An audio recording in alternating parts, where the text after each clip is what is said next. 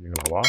the video clip maro, the video walkie talkie go, Belumio, a tongue amele surago, Pyopia Toma with Fibarano. Dagado, Bafo, Madase, UV9 plus mode,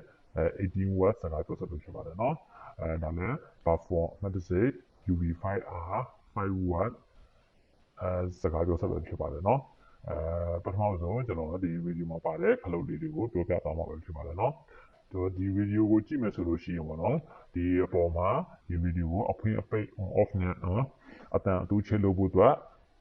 လှည့်လို့ရတဲ့ခလုတ်လေးတစ်ခုရှိပါတယ်နော်ကျွန်တော်တို့ဒီခလုတ်လေးကိုပေါ့နော်ကျွန်တော်တို့ဒီခလုတ်လေးကိုညာဘက်ကို click နဲ့အတန်ကြီးအောင်လှည့်လိုက်မယ်ဆိုလို့ရှိရင်ဗီဒီယိုပွင့်လာမှာပဲဖြစ်ပါတယ်နော်ဒီကကျွန်တော်ဒီခလုတ်လေးကိုဆက်ပြီးတော့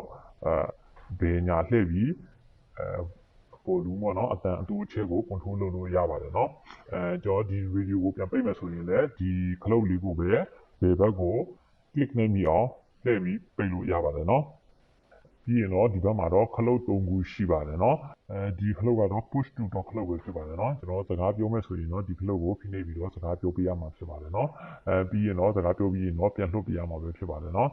ဒီဒုတိယခလုတ်ကတော့ FM radio ကိုဖိုင်ယူနားထောင်ဖို့ပဲဖြစ်ပါတယ်နော်ကျွန်တော်ဒီ power ဖွင့်ပြီးတော့နော်ဒီဒုတိယခလုတ်ကိုတစ်ချက်နှိပ်လိုက်မယ်ဆိုလို့ရှိရင်တော့ FM radio ပွင့်လာမှာပဲဖြစ်ပါတယ်နော်တချို့ video အစီအစဉ်ထုတ်လွှင့်မှုရှိတဲ့ဒီကားတွေမှာဆိုလို့ရှိရင်တော့ကျွန်တော်တို့ video line တွေကိုဖန်ယူပြီးနားထောင်လို့ရပါတယ်နော်ကျွန်တော်တို့ဒီခလုတ်ကိုပဲနောက်တစ်ချက်ပြန်နှိပ်မယ်ဆိုရင်တော့ FM radio ပိတ်သွားမှာပဲဖြစ်ပါတယ်နော်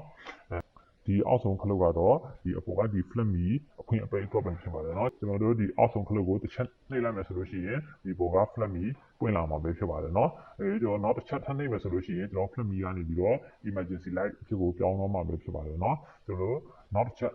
ထပ်နှိပ်မယ်ဆိုရင်တော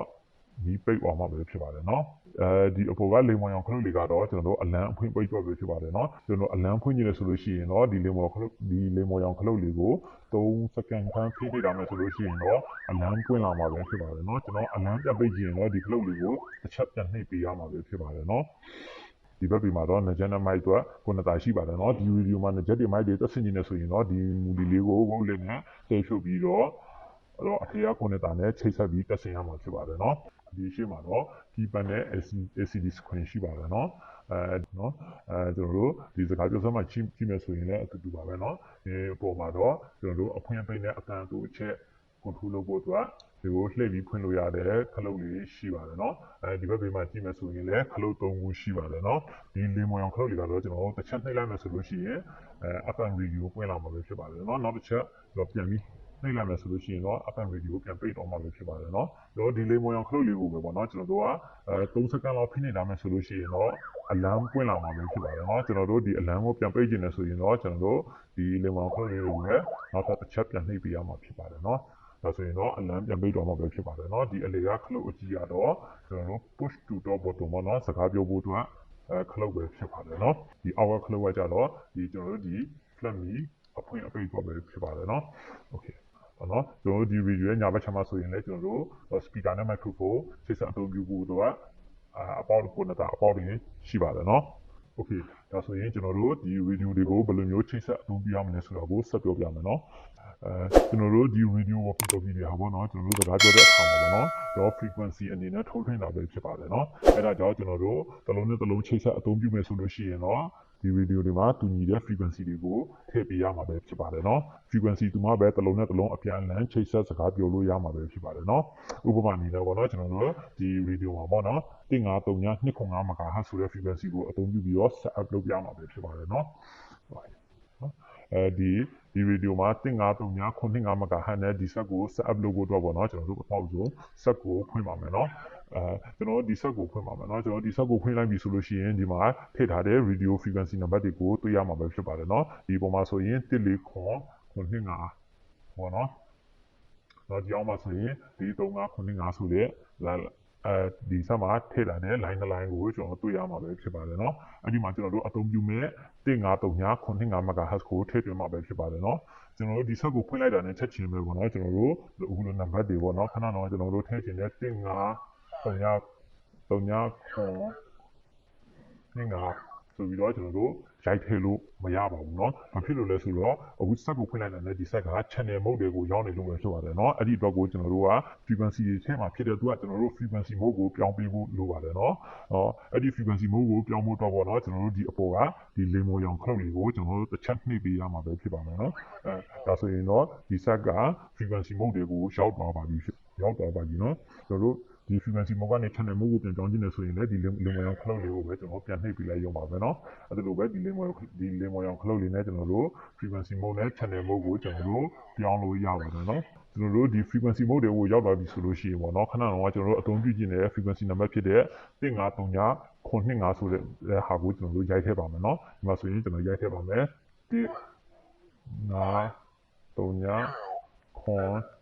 1539 โอเคဒါတော့ဆိုရင်ကျွန်တော်ဒီဆက်မှာ1539 MHz ကိုကျွန်တော်တို့ရိုက်ထည့်လို့ပြီးပါပြီเนาะပြီးရင်တော့ကျွန်တော်တို့အသုံးပြုရင်တော့ပေါ့နော်ဒီ cloud လေးတွေကိုသွားထိမိတဲ့အခါပေါ့နော်ကျွန်တော်ထည့်ထားတဲ့ frequency number တွေပြောင်းမသွားအောင်လို့ပေါ့နော်ဒီ keypad ကိုကျွန်တော်တို့ lock ချထားပါမယ်နော်ဒီ keypad ကို lock ချဖို့တော့ပေါ့နော်ဒီအောက်နာမှာတော့ပုံစံလေးနဲ့ cloud လေးရှိပါတယ်နော်အဲ့ဒီ cloud လေးကို2စက္ကန့်လောက်ဖိနေထားမယ်ဆိုလို့ရှိရင်တော့ဒီ keypad lock ချသွားမှာပဲဖြစ်ပါတယ်နော်โอเคကျွန်တော်တို့ဒီမှာ2စက္ကန့်လောက်ဖိနေထားမယ်ဆိုလို့ရှိရင်ဒီမှာတော့ပုံလေးပေါ်လာပါတယ်ဒီ keypad lock ချသွားပါတယ်နော်ကျွန်တော်တို့ဘာခဏပဲနှိမ့်နေပေါ့နော်ခဏတော့ဒီမှာကျွန်တော်ထည့်ထားတဲ့ frequency number ပြောင်းမသွားတော့ပါဘူးเนาะတော့လောပြန်ဖြုတ်ခြင်းလို့ဆိုရင်လည်းဒီတိုင်းပါပဲဒီတော့ပုံလေးကိုပဲကျွန်တော်တို့2စက္ကန့်လောက်ပြန်ပြီးဖိနှိပ်ထားပေးလိုက်ရုံပါပဲเนาะโอเคဒီမှာတော့ကျွန်တော်လောချထားပါမယ်โอเคဒါဆိုရင်တော့ကျွန်တော်တို့ဒီဆက်မှာကျွန်တော်တို့ခဏတော့အသုံးပြုခြင်းတဲ့1539 MHz ကိုကျွန်တော်တို့ထည့်သွင်းလို့ပြီးပါပြီเนาะโอเคပြီးလို့ရှိရင်ဒီဘက်ကနောက်ထပ်ချိတ်ဆက်အသုံးပြုမဲ့ဆက်ကိုလည်းကျွန်တော်တို့ power ဖွင့်ပါမယ်เนาะအခုဆိုလို့ရှိရင်ပေါ့เนาะဒီဆက်နှလုံးမှာတစ်လုံးနဲ့တစ်လုံးထည့်ထားတဲ့ frequency စီ number မတူတဲ့အတွက်ပေါ့เนาะဒီဆက်နှလုံးကချိတ်ဆက်မမိသေးပါဘူးเนาะ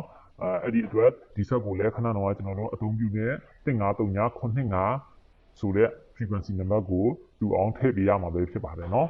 ဒီဆက်မှာလည်းကျွန်တော်တို့ power ဖွင့်လိုက်တာနဲ့သူက channel mode တွေကိုရောက်နေမှာပဲဖြစ်ပါတယ်เนาะအဲ့ဒီအတွက်ကျွန်တော်တို့ number တိုက်ရိုက်ထည့်လို့မရသေးပါဘူးเนาะအဲ့ဒီအတွက်ကျွန်တော်တို့ frequency mode ကိုပြောင်းပေးရမှာဖြစ်ပါတယ်เนาะဒီဆက်မှာတော့ခဏတော့ဒီ UV5R ဆက်လို့မျိုး frequency နဲ့ channel mode ပြောင်းတဲ့ဘယ်လိုမျိုးလေမော်ရောင်ခလုတ်လေးမပါပါဘူးเนาะအဲ့ဒီဆက်ကိုကျွန်တော်တို့က channel mode နဲ့ frequency mode ပြောင်းကျင်လို့ရှိရင်ကျွန်တော်တို့အရင်ဆုံး power ပိတ်ရပါမယ်เนาะpower ပိတ်ပြီးလို့ရှိရင်ပေါ့နော်ကျွန်တော်ဒီ menu ခလုတ်ကိုကျွန်တော်တို့ဖိနှိပ်ထားပြီးတော့ကျွန်တော်တို့ power ပြန်ဖွင့်ပေးရပါမယ်เนาะအဲ့ဒါဆိုရင်တော့ခဏတော့ channel mode ကနေ frequency mode ကိုပြောင်းသွားပါပြီเนาะအကယ်၍ကျွန်တော်တို့ကဒီ frequency mode ကနေ channel mode ကိုပြန်ပြောင်းခြင်းနဲ့အဲ့ဒီအတိုင်းပါပဲကျွန်တော်တို့ power ပိတ်ရပါမယ် power ပိတ်ပြီးလို့ရှိရင်ကျွန်တော်တို့ menu ကိုဖိနှိပ်ထားပါမယ်เนาะ menu ခလုတ်ကိုဖိနှိပ်ထားပြီးတော့ကျွန်တော် power ဖွင့်မယ်ဆိုလို့ရှိရင်တော့ဒီတော့ channel mode တွေကိုပြန်ရောက်သွားမှာပဲဖြစ်ပါတယ်เนาะဒီမှာတော့ကျွန်တော်က frequency mode ကိုသုံးမှဖြစ်တဲ့တော့ပေါ့เนาะကျွန်တော် power ပြန်ပိတ်မယ်ပြီးလို့ရှိရင် menu ကိုဖိနှိပ်ထားမယ်ပြီးရင် power တစ်ချက်ဖွင့်မယ်โอเคဒါဆိုရင်တော့ကျွန်တော်တို့ frequency mode တွေရောက်သွားပါပြီเนาะဒီကျွန်တော် frequency mode တွေကိုရောက်မှာပဲကျွန်တော်တို့ကခဏတော့အသုံးပြုမဲ့ဒီ1539 925 MHz ကိုကျွန်တော်တို့ဒီမှာရိုက်ထည့်ပါမယ်เนาะဒီမှာ1539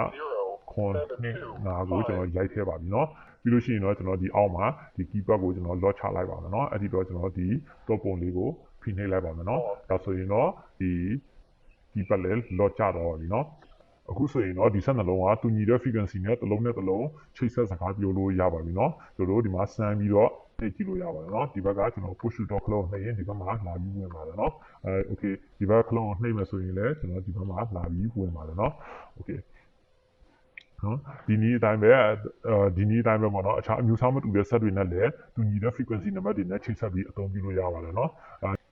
ဒီဗီဒီယိုကလစ်ကတော့ဒီလောက်ပါပဲเนาะကျွန်တော်ရဲ့ channel ကိုလည်း subscribe လေးလုပ်ပြီးတော့နောက်ဗီဒီယိုအသစ်တွေတင်တိုင်းကြည့်ရှုအားပေးလို့ရအောင်ဘေးနားကခေါင်းလုံးလေးကိုနှိပ်ပေးခဲ့ပါဦးเนาะကြည့်ရှုအားပေးတဲ့အတွက်ကျေးဇူးတင်ပါတယ်เนาะ